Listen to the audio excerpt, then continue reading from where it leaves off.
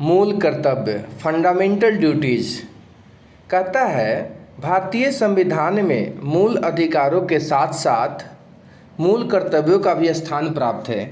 चूँकि अधिकार विहीन कर्तव्य निरर्थक होते हैं जबकि कर्तव्य विहीन अधिकार निरंकुशता पैदा करते हैं, अतः हम कह सकते हैं कि यह एक दूसरे के पूरक हैं।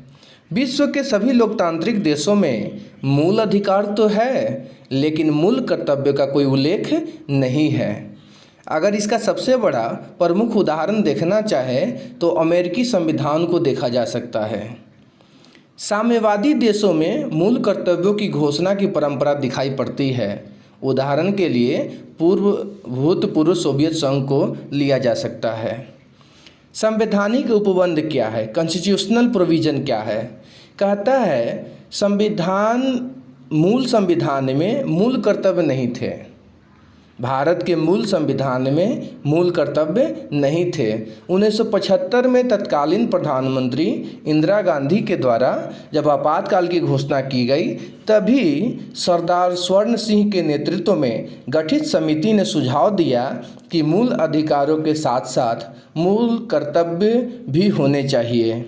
इसी समिति की अनुशंसा पर 42वें संविधान संशोधन 1976 द्वारा भारतीय संविधान में भाग 4 के बाद भाग 4 क जोड़ा गया और अनुच्छेद 51 क के अंतर्गत 10 मूल कर्तव्यों की सूची का समावेश किया गया।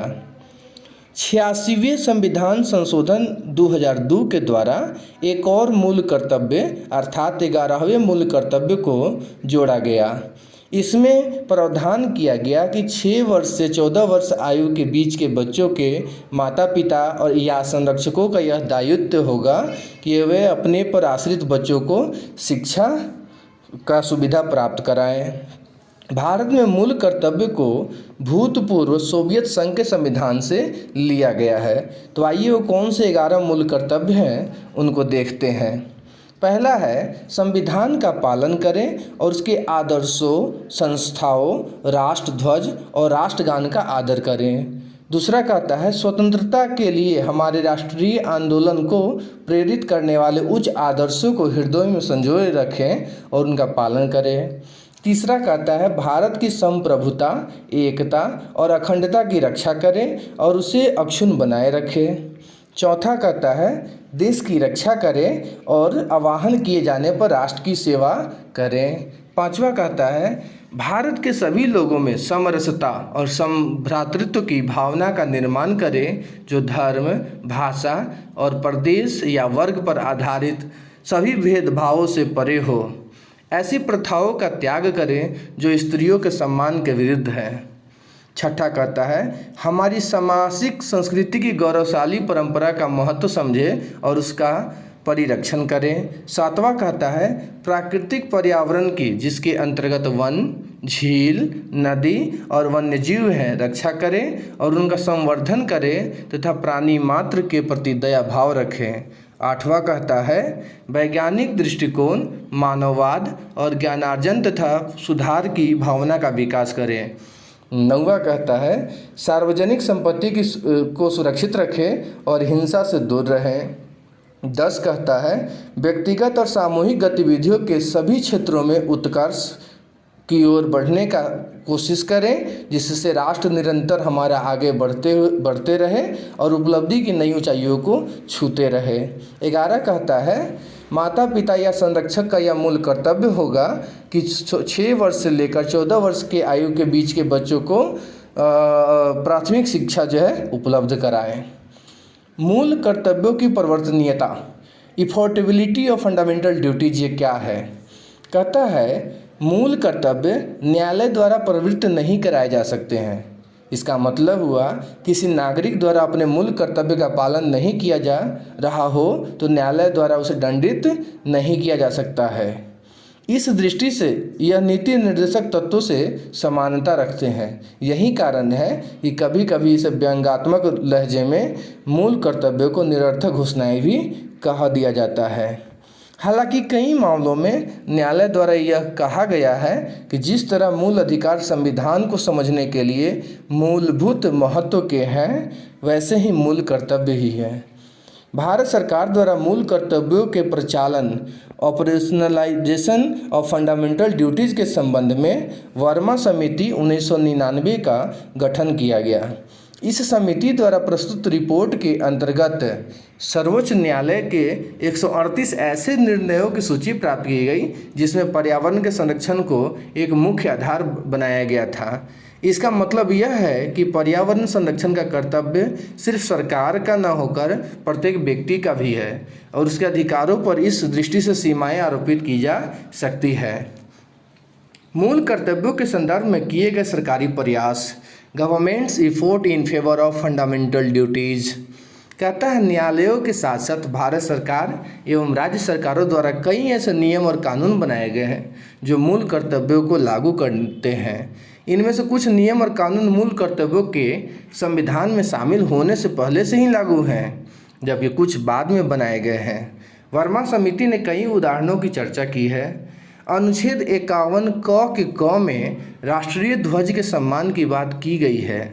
इससे संबंधित निर्देश भारतीय ध्वज संहिता 2002 में शामिल है। भारतीय संविधान राष्ट्रगीत, राष्ट्रध्वज आदि के अपमान पर रोक लगाता है।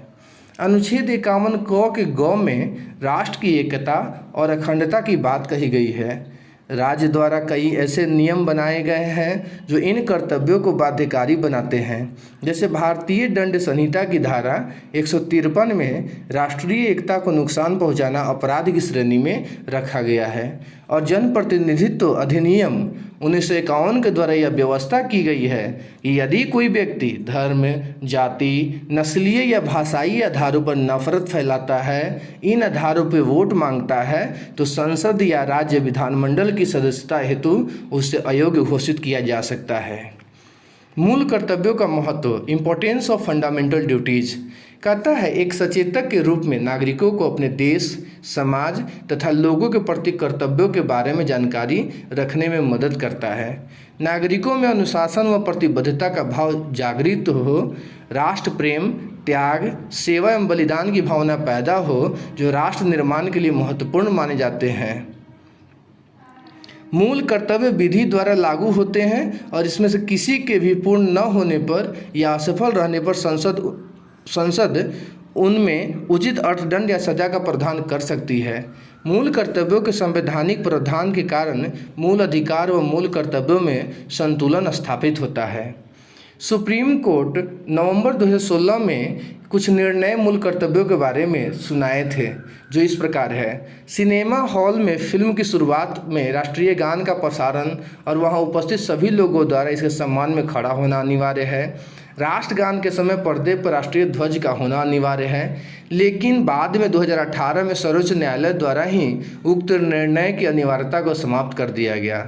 विदित है, संविधान सभा द्वारा 24 जनवरी 1950 को राष्ट्रीय गान को अपनाया गया तथा भारतीय संविधान में 42वें संविधान संशोधन के माध्यम से मूल कर्तव्यों में अनुच्छेद 51 क के अंतर्गत राष्ट्रीय ध्वज व राष्ट्रीय गान के आदर से संबंधित प्रावधान किए गए हैं। आइए कुछ प्रश्नों को देखते हैं। कहता है किस संविधान संशोधन द्वारा 11 मूल कर्तव्यों को जोड़ा गया था? तो 86वां संविधान संशोधन द्वारा 11वें मूल कर्तव्य को जोड़ा गया था। कहता है किस समिति की अनुशंसा के आधार पर अधिकारों के साथ संविधान में मूल कर्तव्य भी शामिल किए गए? तो सरदार स्वर्ण सिंह समिति के अनुशंसा पर ऐसा किया गया था।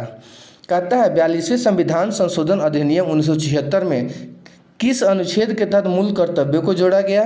तो अनुच्छेद 51 क के अंतर्गत मूल कर्तव्यों को जोड़ा गया है। ठीक है। उसके बाद कहता है भारतीय संविधान में वर्णित मूल कर्तव्यों के प्रचालन के संबंध में भारत सरकार द्वारा किस समिति का गठन किया गया था? तो वह वर्मा समिति थे। भारत के प्रत्येक नागरिक के कर्तव्य के अंतर्गत प्राकृतिक पर्यावरण का संरक्षण एवं सुधार शामिल है। यह किस अनुच्छेद में है? यह अनुच्छेद 51 क में है। भारतीय संविधान के अंतर्गत निम्नलिखित में से कौन सा मूल कर्तव्य नहीं है? तो ये जो है लोक चुनाव में मतदान करना या मूल कर्तव्य में नहीं है। बाद बाकी जो वैज्ञानिक प्रवृत्ति विकसित करना, सार्वजनिक संपत्ति की सुरक्षा करना, ये सब है। भारत की प्रभुता, एकता और अखंडता की रक्षा करें और उसे अक्षुण्ण बनाए रखें, यह उपबंध किसमें किया गया है? जो भारत के मूल कर्तव्य में किया गया है। भारतीय संविधान में कितने मूल कर्तव्य हैं? तो 11 मूल कर्तव्य हैं। भारत के नागरिकों के मूल कर्तव्यों का विवरण संविधान के किस भाग में है? तो भाग 4 के क में है। भारत की प्रभुता, एकता और अखंडता की रक्षा करने और उसे अक्षुण्ण बनाए रखने के मूल कर्तव्य को किस स्थान पर रखा जाता है? तो यह जो है 3रे स्थान पे है। ठीक है। मूल कर्तव्यों का उल्लेख संविधान में कब किया गया था? तो मूल कर्तव्यों का उल्लेख संविधान में 42वें संविधान संशोधन के टाइम में किया गया था। संविधान में मौलिक कर्तव्यों को कब सम्मिलित किया गया? तो संविधान में मौलिक कर्तव्यों को 1976 में सम्मिलित किया गया। कहता है भारत के संविधान के अनुच्छेद 51 क के अधीन उपबंध किससे संबंधित है? तो यह मूल कर्तव्यों से संबंधित हैं। ठीक है। तो इस तरह से हमने कुछ प्रश्नों को देखा जो बहुत ही अनिवार्य हैं। आप इसको अच्छी ढंग से समझिएगा, सुनिएगा, तो आपको पूरा अच्छा से अच्छा याद होगा। तो आज के लिए बस इतना ही। Thank you.